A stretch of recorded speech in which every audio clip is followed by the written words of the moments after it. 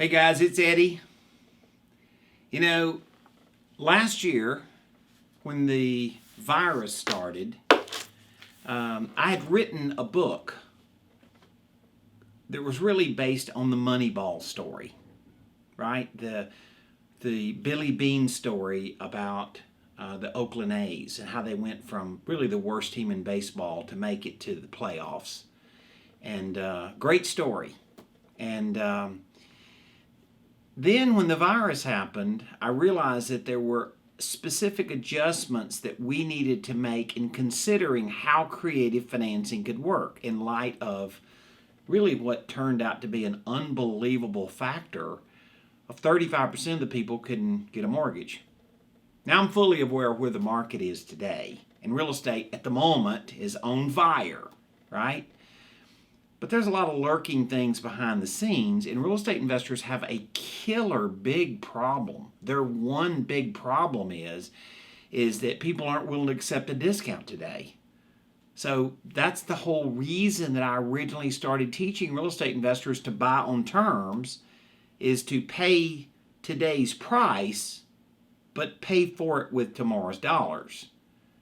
So the other day I was doing Note School TV, and we're beating up a series on this book, on the Moneyball 2 book, right? The post-COVID book. And I offered this book, and it's on a YouTube channel. We'll give you the link here. It's on a YouTube channel, and it's just a little series where we go through and talk about stuff that we covered in the book. We even have some interviews with students. If you're not watching our Note School TV channel, you should be doing that. It's good stuff. And in that process, though,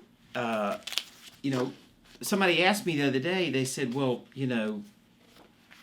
if you're waiting for the market to crash and the market's on fire right now, then is now really a good time to do creative financing? And the answer is absolutely, because a real estate investor is making offer after offer after offer, getting turned down because they're trying to buy a house at a discount. You're not coming in with an alternative offer of, hey, I could pay your price, Mr. Customer, for the property if you give me terms that I need, and start that whole conversation. So of course it's the time to be doing it. And on the other side, if you're going to resell it with owner financing, you got 35% of the market that can't get a mortgage. My goodness. Got to be opportunity with that. Just because they can't get a Fannie Mae mortgage doesn't mean they're not a qualified buyer in today's market. So, timing, I believe the timing of buying on terms is better than it's ever been. When the market changes and real estate becomes less valuable, when there's more sellers than there are buyers, the opposite of what we have the problem with right now, then of course we'll flip the arrangement and use creative financing and buying on terms, but in a different light. A lot of people are worried about, well, if I buy on terms and if I do this, what happens if the house goes vacant, or what happens if, with tenants in it and they're not paying, what do I do? There's some security measures that we've developed after the virus that kind of safety up how you can position it and how you can offer it in a way that doesn't put the risk on you. And then there's a way to say it that positions it where the customer goes, the customer meaning the guy selling the house, he goes, okay, I can live with that. You can say anything the wrong way and get a no. It's a matter of saying what you want in a proper tone, in a proper way of positioning it, where the seller realizes at the end of the day, the one thing I get is my real estate problem solved. Because that's their problem. If they don't sell the house, they still haven't solved their problem. Now, one last thing. For some of you, you're saying, Eddie thinks I'm a real estate investor, and I'm not one of these hotshot real estate investors like he trains. I'm just a small guy with a little business card that says I'm in the note business, or a business card that says I'm a real estate investor, but I'm not a big hotshot guy. Let me just tell you something. We have developed a strategy for you to go work with the big real estate investors, because he is not effectively doing this in his company well right now as far as buying on terms. So we've developed a strategy where you can come in and work side by side with a real estate investor, positioning cash offer when his cash offers don't work, positioning terms offers on his leads. It's a killer opportunity.